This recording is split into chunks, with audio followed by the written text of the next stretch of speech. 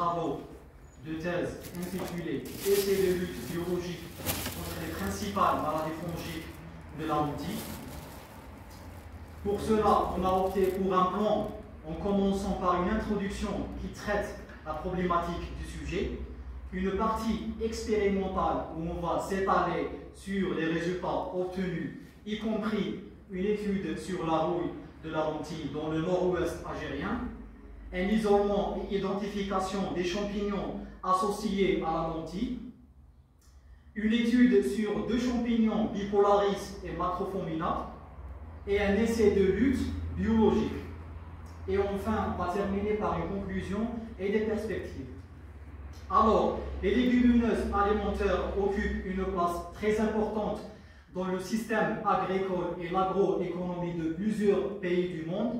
Elles sont cultivées pour leurs caractéristiques biologiques telles que la fixation de l'azote atmosphérique, sa richesse en protéines et leur faible exigence culturelle. Parmi les légumineuses, la lentille, qui est considérée parmi les aliments de base, elle tire son importance du fait qu'elle est une source riche en protéines, vitamines et micronutriments pour l'alimentation humaine et animale. En Algérie, la superficie destinée à la culture de lentilles a été augmentée ces dernières années, mais malgré cette extension, les rendements de cette culture restent très faibles en raison de plusieurs facteurs abiotiques tels que le manque de fertilisation, les gelées et la sécheresse, et des facteurs biotiques qui regroupent les différents bioagresseurs. Toutefois, les maladies fongiques constituent un des facteurs les plus limitants du rendement des lentilles. Le premier objectif de cette thèse était d'effectuer un inventaire des maladies fongiques associées à la lentille dans le nord-ouest algérien. 15 parcelles ont été prospectées dans 3 wilayas, Mascara, Tieret et Rélisane, durant 2 campagnes agricoles de 2018 jusqu'à 2020. La maladie la plus répandue était la rouille. Les symptômes de la rouille correspondent à des pustules noires sur les feuilles et des tiges d'aspect brûlé. Le pourcentage des plantes infectées varie d'un site à l'autre, où l'incidence la plus élevée de la maladie a été enregistrée dans la région de Tiret, avec 96%, et une gravité maximale de la maladie. L'agent causal de la rouille est le champignon Uromyces viciafaba. 2 types de spores ont été observés au microscope. Les urudospores, qui sont des spores unicellulaires de forme globulaire bien groupées, de couleur marron clair, et les télétospores, qui sont des spores unicellulaires de couleur marron avec un apex papillaire. Actuellement, la rouille est considérée comme un facteur limitant de la production de la lentille dans le monde, car elle occasionne des pertes considérables pouvant atteindre les 100%. Cette étude a permis de mettre en évidence l'importance de la rouille de la lentille dans le nord-ouest algérien. Il ressort que la variété de lentilles série 229 cultivée dans toutes les parcelles de lentilles est très sensible aux attaques de lentilles, de la rouille. Des travaux sont nécessaires sur la résistance de la rouille à la lentille grâce au criblage des variétés locales afin d'établir un programme de lutte intégré contre cette maladie. Les résultats présentés dans cette étude ont fait l'objet d'une publication internationale dans la revue Mycopath en 2020. Après prospection, nous avons réalisé un isolement et identification des champignons associés à la lentille. L'isolement effectué à partir de différents organes ainsi que la rhizosphère a permis d'obtenir une collection fongique de 82 isolats appartenant à 17 genres différents. Au cours de l'isolement, le Fusarium était le genre le plus isolé avec un pourcentage d'abondance de 48%, suivi par les genres Alternaria et Macrophomina avec des pourcentages de 8 et 7%. Parmi les champignons isolés, notre attention a été attirée vers les deux champignons Bipolaris et Macrophomina. Le champignon Bipolaris sur PDA possède une texture veloutée de couleur verte foncée avec un mycélium blanc dubiteux. Au niveau microscopique, les conidies sont brunes foncées avec des cloisons horizontales portées sur des conidiophores non ramifiés. L'identification morphologique de Bipolaris a été confirmée par une identification basée sur le séquençage, une identification moléculaire basée sur le séquençage de la région ETS et du gène TEF1 alpha de l'ADN ribosomal. Nos séquences ont montré 100% de similarité avec les séquences de Bipolaris sorokiniana. L'arbre phylogénétique a été construit sur la base des séquences concaténées de ITS et du TEF1 alpha. L'analyse phylogénétique nous a permis de classer notre isolat BS1 en tant que Bipolaris sorokiniana. Les séquences obtenues ont été déposées dans la banque des gènes NCBI et les numéros d'accession ont été fournis. Le champignon Bipolaris pulvérisé sur les feuilles a provoqué des symptômes typiques de la tache helminthosporienne. Les symptômes de cette maladie commencent par de petites lésions chlorotiques avec un halo brun. Ces lésions s'étendues avec le temps ont de grandes taches allongées le long des feuilles. Les résultats présentés concernant Bipolaris ont fait l'objet d'une publication internationale en 2021 dans la revue spécialisée New Disease Reports. Ces résultats montrent qu'il s'agit du premier signalement du Bipolaris sorokiniana provoquant la tache helminthosporienne sur la lentille en Algérie et dans le monde. Afin d'étudier l'effet des facteurs abiotiques sur Bipolaris sorokiniana, l'effet de 11 milieux de culture sur la croissance mycélienne de BS1 a été étudié. Par la suite, sur chaque milieu de culture, le nombre et la taille des conidies ont été déterminés. Nous avons remarqué que l'aspect des colonies change en fonction du milieu de culture testé. Un maximum de croissance mycélienne a été obtenu sur les milieux à base d'avoine, milieux à base de carottes, malt et SDA. Par contre, le milieu OGA s'est montré défavorable à la croissance de Bipolaris. Concernant la sporulation, la plus forte sporulation a été enregistrée sur les milieux malt, SDA, PDA et OGA. Par contre, aucune sporulation n'est observée sur le milieu à base de maïs. Cependant, les plus longues conidies ont été produites dans le milieu SNA, tandis que les conidies de taille réduite ont été observées sur le milieu Richard. Dans le but de chercher des relations entre les différents milieux de culture testés, les coefficients de corrélation ont été calculés. La figure représente une matrice de corrélation entre l'ensemble des milieux de culture. L'analyse de la figure permet de remarquer des corrélations parfaites entre les milieux PDA, SDA et malt. Des corrélations positives entre la plupart des milieux ont été observées, à l'exception du milieu à base de maïs où les corrélations étaient négatives. Une classification hiérarchique ascendante des 11 milieux a été réalisée. 3 groupes principaux sont à distinguer à une distance euclidienne de 50 sur le dendrogramme. Le premier groupe est constitué de 4 milieux qualifiés bons en moyenne dans tous les paramètres. Le deuxième groupe est constitué de 6 milieux qualifiés moyens. Cependant, le troisième groupe est constitué seulement du milieu à base de maïs qui est défavorable à la sporulation de Bipolaris. Cette classification a été confirmée par une ACP, une analyse en composantes principales. La projection des milieux de culture sur la carte factorielle est déterminée sur la figure. En moyen d'un programme de régression linéaire, d'autres corrélations possibles ont été recherchées entre les différents paramètres croissance, sporulation et la longueur des conidies. Selon les coefficients de corrélation qui sont presque nuls, il semble que les paramètres croissance mycélienne et les deux paramètres sporulation et la longueur des conidies sont faiblement liés l'un aux autres.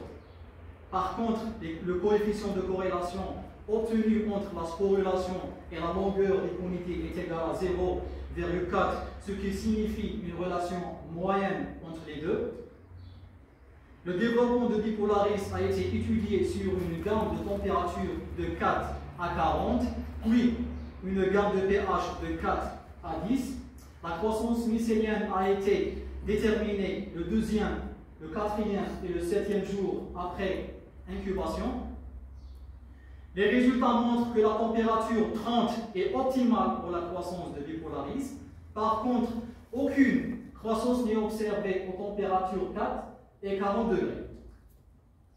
De l'autre côté, les résultats du test de pH montrent que le pH 7 est optimal pour la croissance de bipolaris, tandis que la croissance minimale a été enregistrée à un pH égal à 10.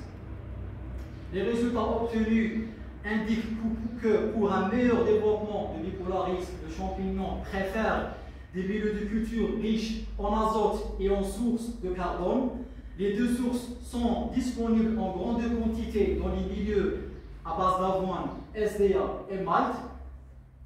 La sporulation de bipolaris a été favorisée sur les milieux riches en sources de carbone inclus dans les sucres, tels que le milieu malt, PDA et SDA, tandis que les conidies à grande taille ont été observées sur le milieu SMA qui est pauvre en nutriments. Les résultats de l'effet de la température et du pH montrent que les températures de 25 et 30 sont optimales pour la croissance de ce champignon, tandis que le pH neutre est le plus favorable pour bipolaris. On passe au deuxième champignon qui a attiré notre attention, c'est Macrophomina. Au cours d'isolement, une collection de 6 isolats fongiques de Macrophomina a été obtenue à partir de plantes de lentilles infectées. Les colonies de Macrophomina sont noires avec une production abondante des microsclérotes ronds à ovoïdes. Les pycnides produites in vitro sont noires arrondies, produisant de petites pycnidiospores unicellulaires. Parmi les 6 isolats obtenus de Macrophomina, l'identification morphologique de 2 isolats M1 et M2 a été confirmée par une identification moléculaire à l'aide des amorces ETS1 et ETS4 et EF1 alpha. Ils ont été identifiés en tant que Macrophomina pseudo-phaseolina. Avec un logiciel de bioinformatique MEGA, l'arbre phylogénétique a été construit sur la base des séquences concaténées. L'analyse phylogénétique par la méthode Maximum Likelihood nous a permis de classer nos isolats en tant que Macrophomina pseudo-phaseolina. Les séquences obtenues des 2 isolats sont déposées à la banque des gènes NCBI. Lors du test de pathogénicité avec la méthode du trempage des graines dans l'inoculum, les symptômes de la pourriture charbonneuse causée par Macrophomina pseudo-phaseolina commencent par une chlorose des feuilles, une décoloration brune de la tige et des racines qui finissaient par sécher en provoquant la mort prématurée des plantules. Après un examen visuel des plantes à l'aide d'une loupe binoculaire, des microsclérotes noirs et abondants ont été observés à la base de la tige et sur les racines. L'observation des coupes histologiques des racines et des tiges infectées par Macrophomina a révélé la présence d'une colonisation remarquable des tissus fondamentaux, des tissus conducteurs et le cylindre central par la présence du mycélium et du microsclérote pathogène. Un brunissement et un étirement du parenchyme a été également observé sur les racines infectées.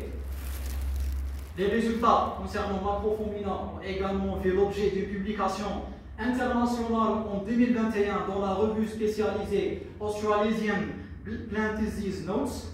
Ces résultats montrent qu'il s'agit du premier signalement de Macrophomina pseudo-phaseolina provoquant la pourriture charbonneuses sur la lentille en Algérie et dans le monde. L'isola M1 a été choisi pour les tests de comportement vis-à-vis les milieux de culture. 11 milieux de culture ont été testés sur le développement du champignon, la production et la taille des microsclérotes.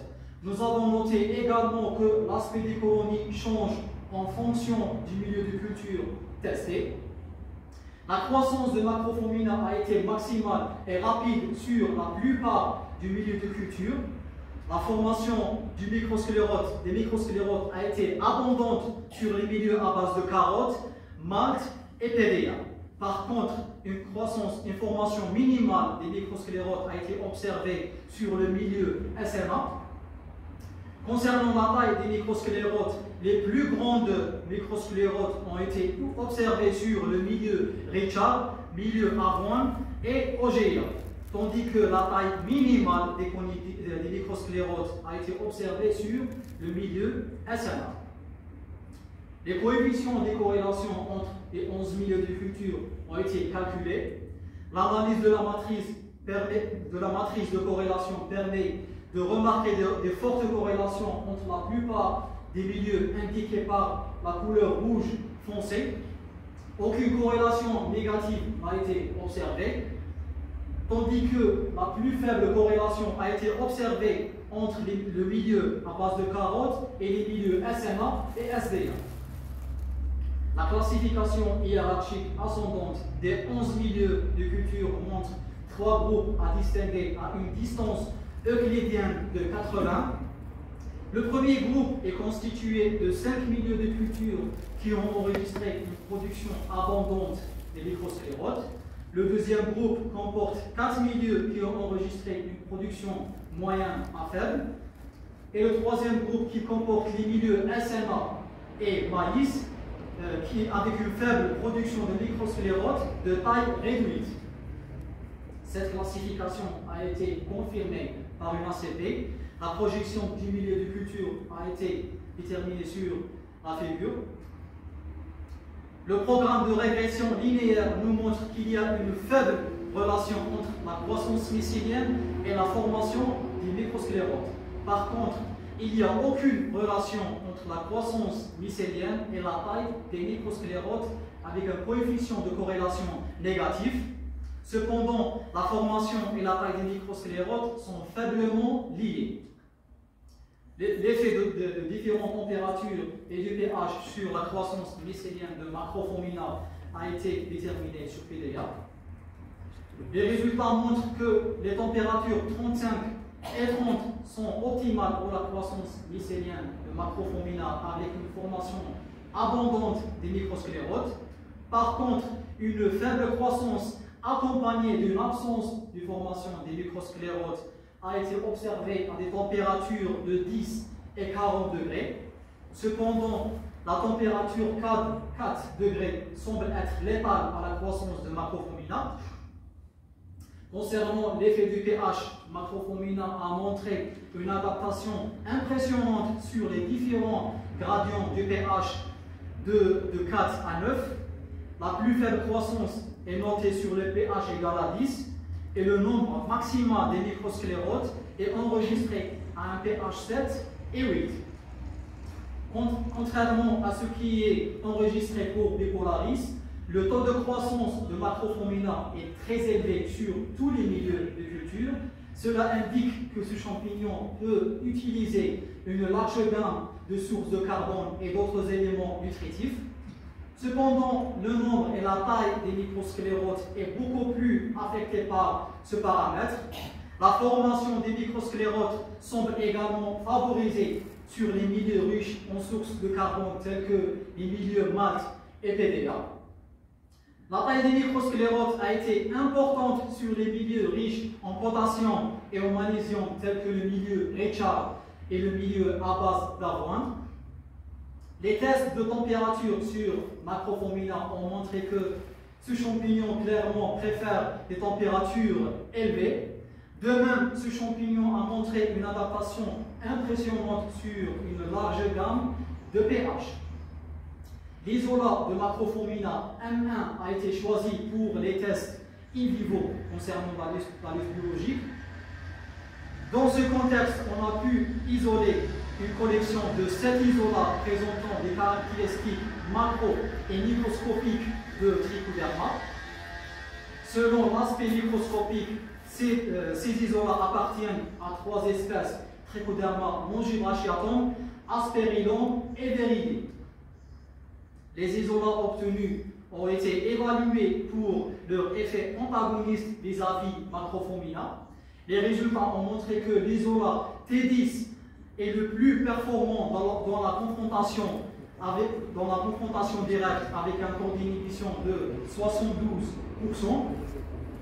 Après 10 jours d'incubation, nous avons observé une invasion complète des boîtes de pétri par Trichoderma avec une sporulation abondante, ce qui révèle son pouvoir hautement mycoparasitaire. Les observations microscopiques réalisées à partir de la zone de contact entre les deux protagonistes montrent l'existence d'un enroulement de Trichoderma autour de Macrophomina, une lyse et une dégradation du mycélium pathogène.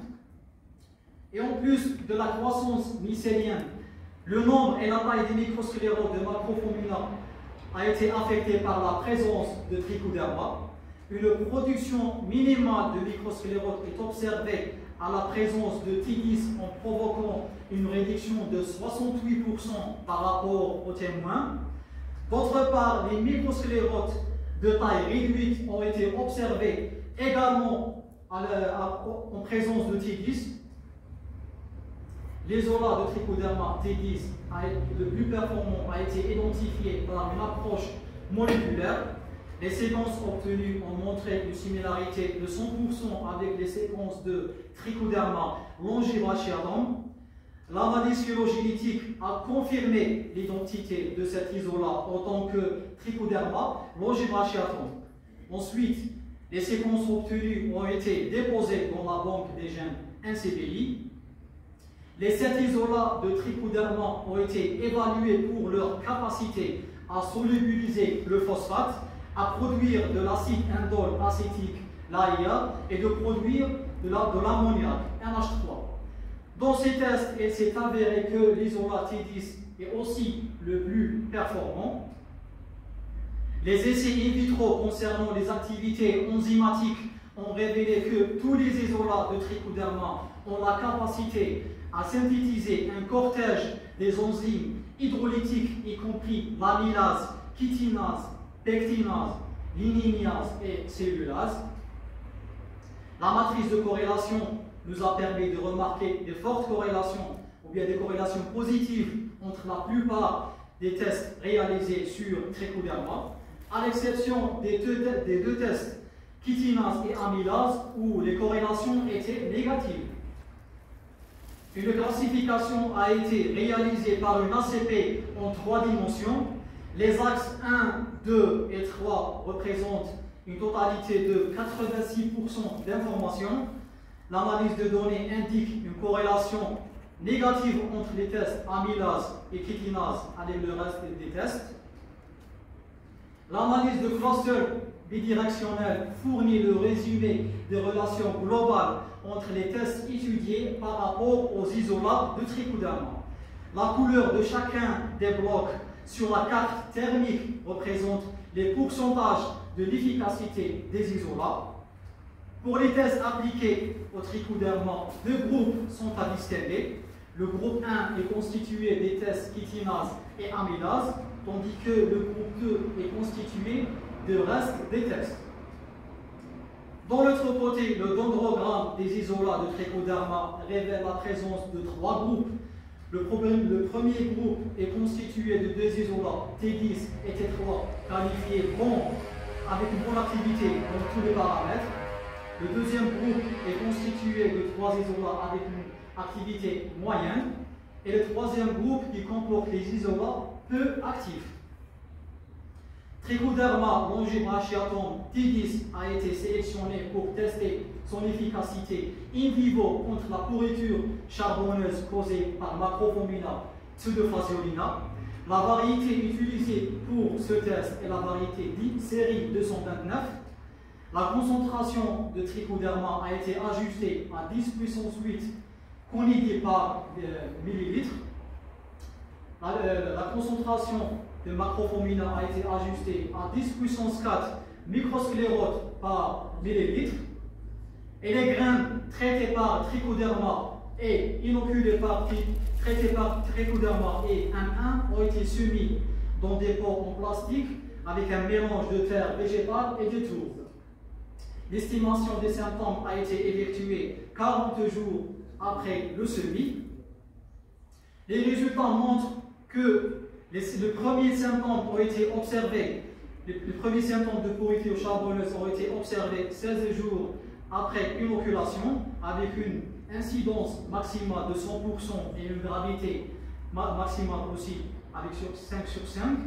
Par contre, dans les pots traités par T10 et inoculés par M1, les symptômes n'apparaissent qu'après 30 jours avec une incidence faible de 8% et une gravité de 0,9 sur 5. À la fin de l'expérience, les paramètres de croissance ont été mesurés pour chaque traitement. Les résultats montrent que les plantes traitées par T10 représentent un développement végétatif et une amélioration de croissance très importante par rapport aux témoins. Les résultats confirment l'effet de Trichoderma longibrachiatum en tant que biofongicide et biofertilisant. Les résultats de la partie de la LID ont également fait l'objet d'une publication internationale en 2023 intitulée First Report of Using Trichoderma longibrachiatum as a Biocontrol Agent Against Macrophomina Causing Charcoal Rot Disease of Lentil in Algeria. L'article a été publié dans une revue spécialisée en lutte biologique, classée catégorie A. Pour conclure, les travaux présentés dans cette thèse visaient en premier lieu un inventaire des principales maladies fongiques de la lentille dans le nord-ouest algérien.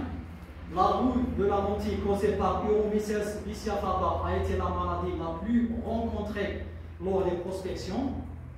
L'isolement des champignons associés à la lentille a permis d'obtenir une collection de 82 isolats appartenant à 17 genres différents. Parmi les isolats obtenus, Bipolaris sorokiniana et Macrophomina pseudophasionina ont été identifiés. Ces espèces n'ont jamais été signalées sur la lentille en Algérie et dans le monde. La pathogénicité de ces espèces a montré que la variété de lentilles série 229 est sensible aux deux champignons. Les résultats obtenus offrent sûrement une documentation nouvelle et des connaissances actuelles sur l'interaction de la lentille avec les deux champignons. Dans le cadre de la lutte biologique envers Macrophomina pseudophasionina, nous avons réussi à isoler 7 isolats de Trichoderma. Leur effet antagoniste a été évalué in vitro et leur potentiel PGPF a été testé. L'ensemble des isolats ont la capacité de solubiliser le phosphate et de produire des phytohormones et des enzymes lytiques. Les essais in vivo ont montré que l'isolat T10 a protégé de manière évidente la lentille contre la pourriture charbonneuse en réduisant l'incidence et la gravité de la maladie. Ainsi, l'effet protecteur de Trichoderma a montré également une augmentation de la croissance végétative des plantes de lentilles. L'ensemble des résultats obtenus au cours de cette thèse ont été valorisés et présentés dans plusieurs manifestations internationales et nationales. Enfin, nous pouvons confirmer que notre objectif a été atteint. Ces résultats nous ouvrent beaucoup de perspectives concernant des recherches qui sont nécessaires pour compléter nos connaissances sur les différents pathogènes associés à la lentille concernant leur répartition géographique et pathogénicité. Faire des études approfondies sur ces nouveaux pathogènes en termes d'inoculum, cycle infectieux et épidémiologique de la maladie, ce qui facilite le diagnostic et la gestion des maladies sur terrain. Rechercher à appliquer Trichoderma longibrachiatum T10 sur d'autres pathogènes de la lentille et sur terrain et même généraliser leur application sur d'autres cultures et pathogènes. Essayer de formuler les spores de Tigris à l'échelle industrielle et l'utiliser comme un biofongicide local. Suite à cela, je vous remercie et je rends la parole à Madame la Présidente. On vous remercie. Premièrement, je remercie notre doctorant pour la bonne présentation de l'exposé. C'était un exposé clair, bien présenté, bien animé, avec illustré par des figures, des tableaux, des analyses statistiques qui montrent que notre doctorant maîtrise bien son thème de recherche. Et sans tarder,